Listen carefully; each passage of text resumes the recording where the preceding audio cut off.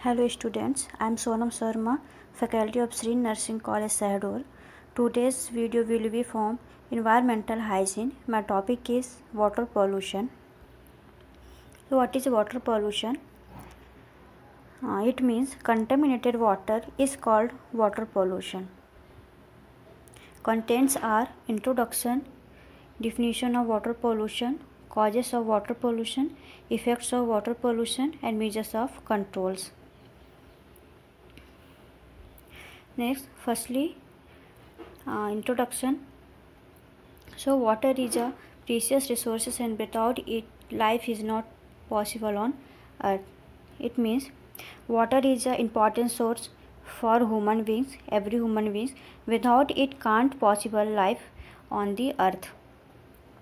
And human के द्वारा water का एक्सेसिव और केयरलेस यूज़ होने के कारण हमारे अर्थ में ड्रिंकिंग वाटर का लेवल कम होते जा रहा है और पोल्यूशन ज़्यादा हो रहा है।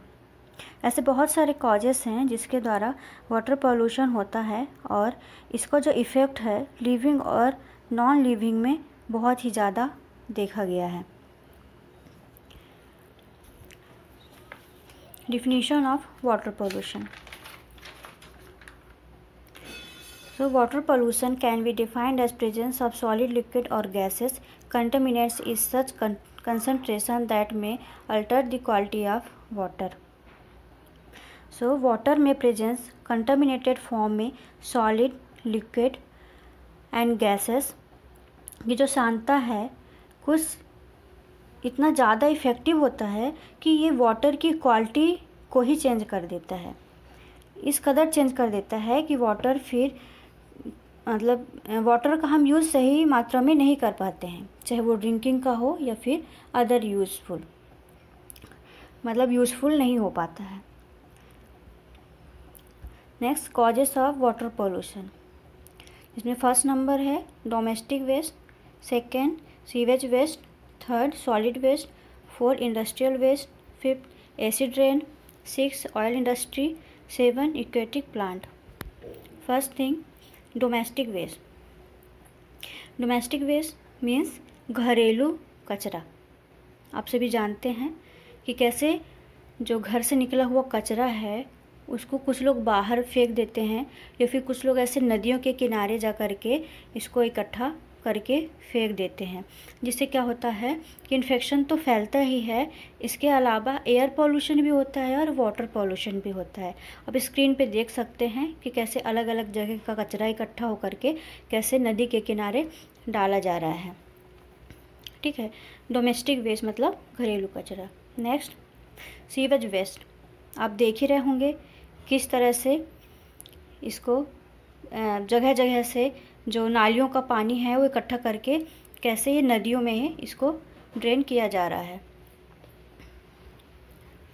Third solid waste. Solid waste ये भी कहीं ना कहीं नदियों के साइड में ही इनको इकट्ठा फेंक दिया जाता है, जैसे कि रबर, प्लास्टिक, पॉलीथीन, ये सारे सॉलिड वेस्ट हैं। Fourth industrial waste. अलग अलग इंडस्ट्री का अलग अलग वेस्ट होता है, जैसे कि पेपर मिल का paper waste, rubber, metallic waste, aluminium waste, फिर अदर टाइप का वेस्ट। इसमें तीनों टाइप का आएगा, liquid, gases and solid waste, तो जो कि इन्वायरमेंट को भी इफ़ेक्ट करता है, वाटर को भी पॉल्यूट करता है।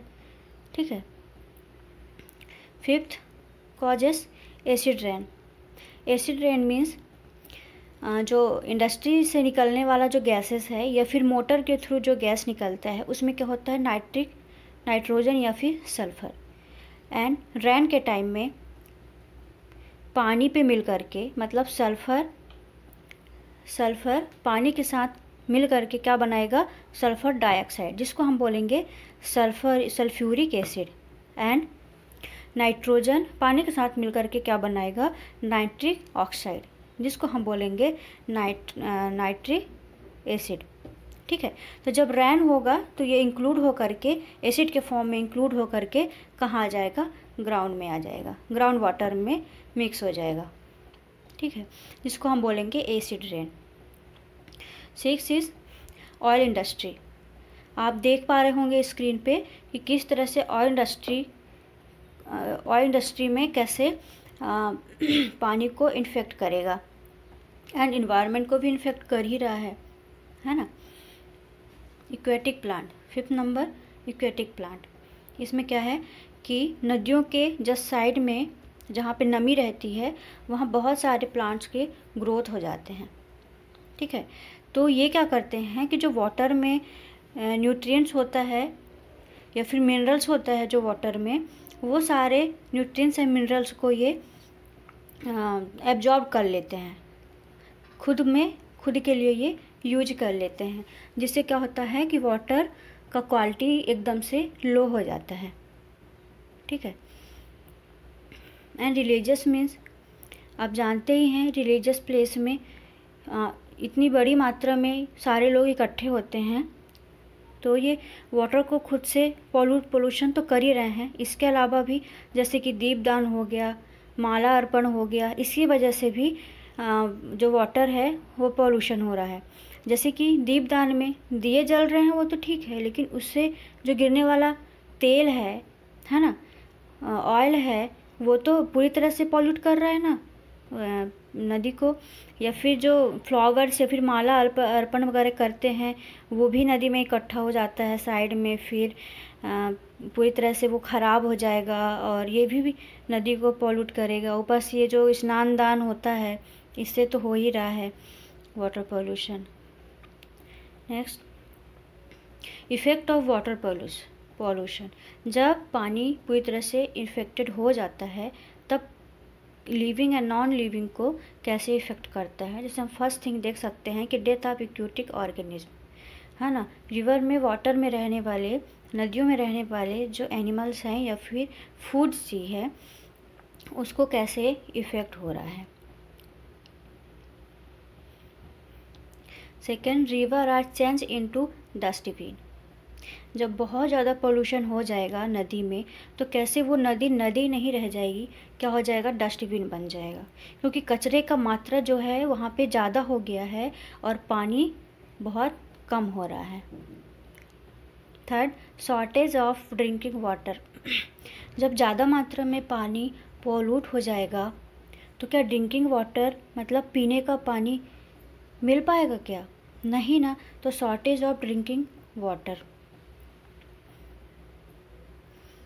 कैसे नदी में पोल्यूशन ज़्यादा हो जाने के कारण, कैसे केमिकल ज़्यादा हो जाने के कारण कैसे सारे एनिमल्स डेथ पड़े हैं एकदम से, आप देख पा रहे होंगे स्क्रीन में।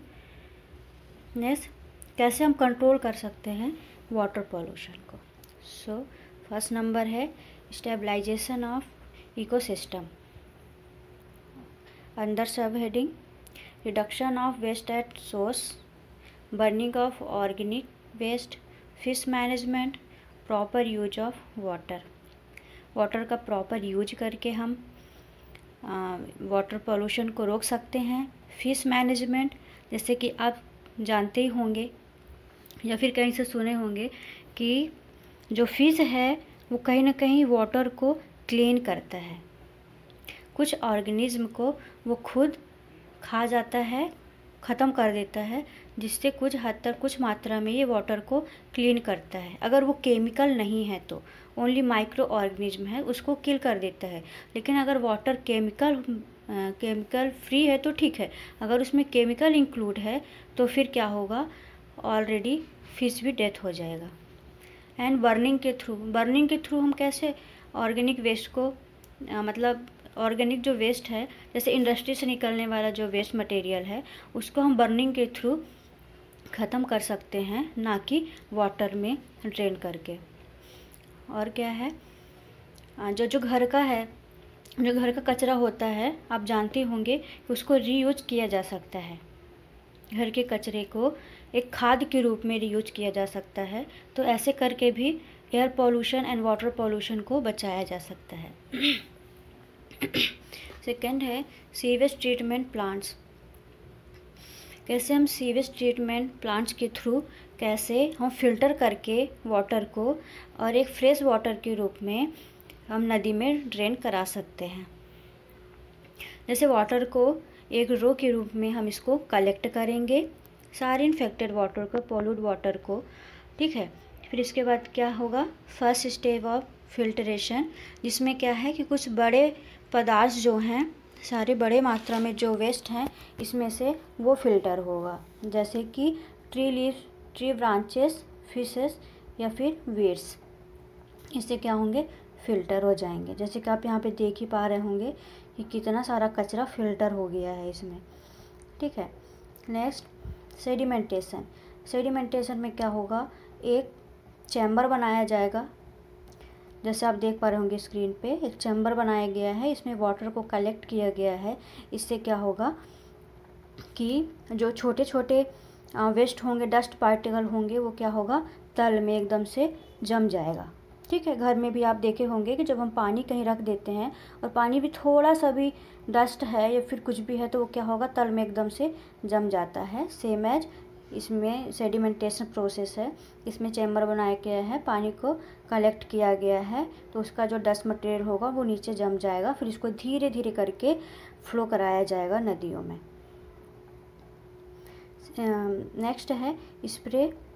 स्प्रे के थ्रू कैसे, हम एक मोटा ट्यूब में पानी को फ्लो कराया जाएगा, पानी को फ्लो करेंगे और छोटा छोटा जो स्प्रे पाइप है, कुछ थोड़ी थोड़ी जगह में, तो स्प्रे पाइप के थ्रू वाटर को ड्रेन कराया जाएगा, ठीक है।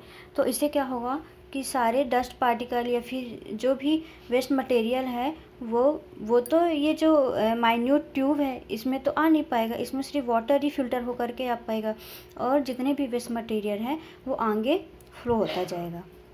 इससे भी हम क्लीन कर सकते हैं वाटर को।